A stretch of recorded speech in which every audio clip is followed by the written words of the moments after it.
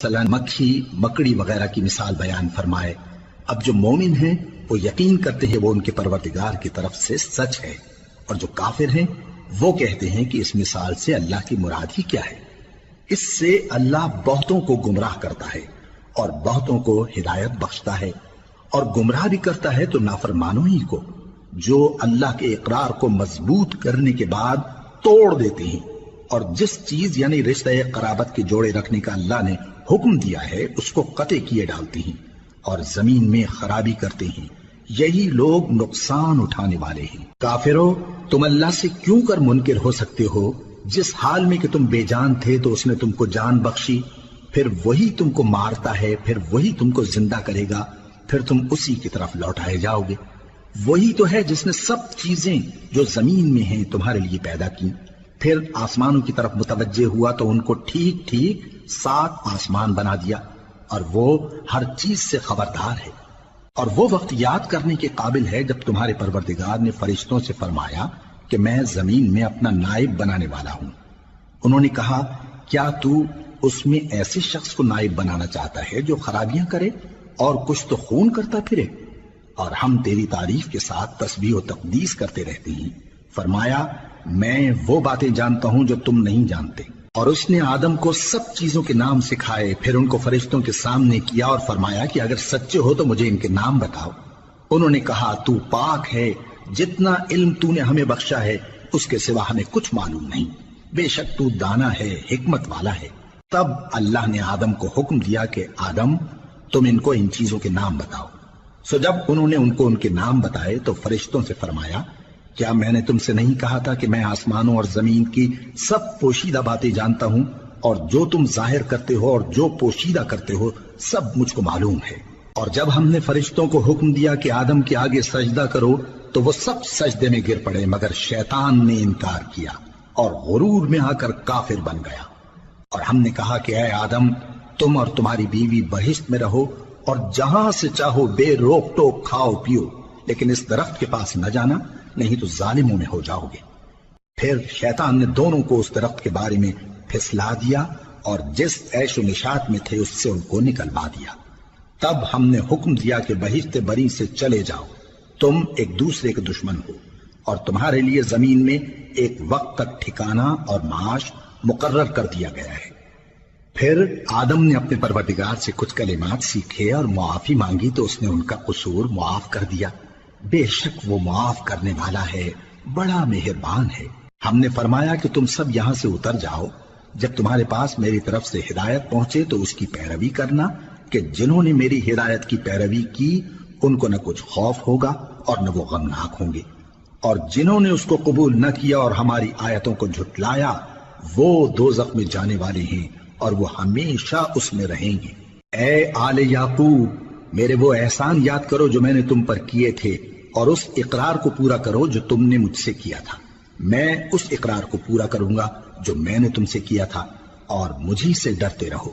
اور جو کتاب میں نے اپنے رسول محمد صلی اللہ علیہ وآلہ وسلم پر نازل کی ہے، جو تمہاری کتاب یعنی تورات کو سچا کہتی ہے، اس پر ایمان لاؤ اور اس سے منکر اول نہ بنو، اور میری آیتوں میں تحریف کر کے ان کے بدلے تھوڑی سی قیمت یعنی دنیاوی منفعت نہ حاصل کرو، اور مجھی سے خوف رکھو، اور حق کو باطل کے ساتھ نہ ملاؤ، اور سچی بات کو جان بوجھ کر نہ چھپاؤ، اور نماز پڑھا کرو اور زکوٰۃ دیا کرو، اور اللہ کے آگے جھکنے والوں کے ساتھ جھکا کرو۔ یہ کیا عقل کی بات ہے کہ تم لوگوں کو نیکی کرنے کو کہتے ہو اور اپنے تئیں فراموش کیے دیتے ہو، حالانکہ تم اللہ کی کتاب بھی پڑھتے ہو؟ کیا تم سمجھتے نہیں؟ اور رنج و تکلیف میں صبر اور نماز سے مدد لیا کرو، اور بے شک نماز گراں ہے مگر ان لوگوں پر گراں نہیں جو عجز کرنے والے ہیں، جو یقین کیے ہوئے ہیں کہ وہ اپنے پروردگار سے ملنے والے ہیں اور اس کی طرف لوٹ کر جانے والے ہیں۔ اے یعقوب کی اولاد، میرے وہ احسان یاد کرو جو میں نے تم پر کیے تھے، اور یہ کہ میں نے تم کو جہان کے لوگوں پر فضیلت بخشی تھی۔ اور اس دن سے ڈرو جب کوئی کسی کے کچھ بھی کام نہ آئے، اور نہ کسی کی سفارش منظور کی جائے، اور نہ کسی سے کسی طرح کا بدلہ قبول کیا جائے، اور نہ لوگ کسی اور طرح مدد حاصل کر سکیں۔ اور ہمارے ان احسانات کو یاد کرو جب ہم نے تم کو قوم فرعون سے نجات بخشی، وہ لوگ تم کو بڑا دکھ دیتے تھے، تمہارے بیٹوں کو تو قتل کر ڈالتے تھے اور بیٹیوں کو زندہ رہنے دیتے تھے، اور اس میں تمہارے پروردگار کی طرف سے بڑی سخت آزمائش تھی۔ اور جب ہم نے تمہارے لیے سمندر کو پھاڑ دیا، پھر تم کو تو نجات دی اور فرعون کی قوم کو غرق کر دیا، اور تم دیکھ رہے تھے۔ اور جب ہم نے موسیٰ سے 40 رات کا وعدہ کیا تو تم نے ان کے پیچھے بچڑے کو معبود مقرر کر لیا اور تم ظلم کر رہے تھے۔ پھر اس کے بعد ہم نے تم کو معاف کر دیا تاکہ تم شکر کرو۔ اور جب ہم نے موسیٰ کو کتاب اور معجزے عنایت کیے تاکہ تم ہدایت حاصل کرو۔ اور جب موسیٰ نے اپنی قوم کے لوگوں سے کہا کہ بھائیو، تم نے بچڑے کو معبود ٹھہرانے میں اپنی جانوں پر ظلم کیا ہے، تو اپنے پیدا کرنے والے کے آگے توبہ کرو، پھر اپنوں کو قتل کرو، تمہارے خالق کے نزدیک تمہارے حق میں یہی بہتر ہے۔ پھر اس نے تمہارا قصور معاف کر دیا، وہ بے شک بڑا معاف کرنے والا ہے، بڑا مہربان ہے۔ اور جب تم نے موسیٰ سے کہا کہ موسیٰ، جب تک ہم اللہ کو سامنے نہ دیکھ لیں گے تم پر ایمان نہیں لائیں گے، تو تم کو بجلی نے آ گھیرا اور تم دیکھ رہے تھے۔ پھر موت آ جانے کے بعد ہم نے تم کو اثر نو زندہ کر دیا تاکہ احسان مانو۔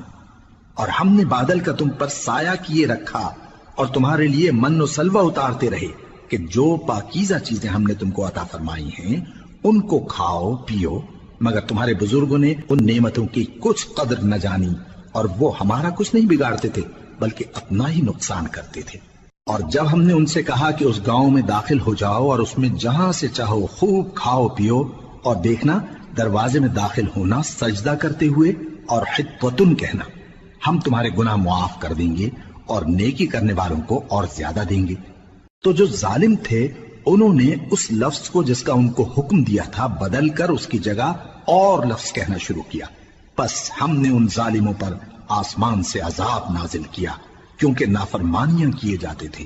اور جب موسیٰ نے اپنی قوم کے لیے ہم سے پانی مانگا تو ہم نے کہا کہ اپنی لاٹھی پتھر پر مارو۔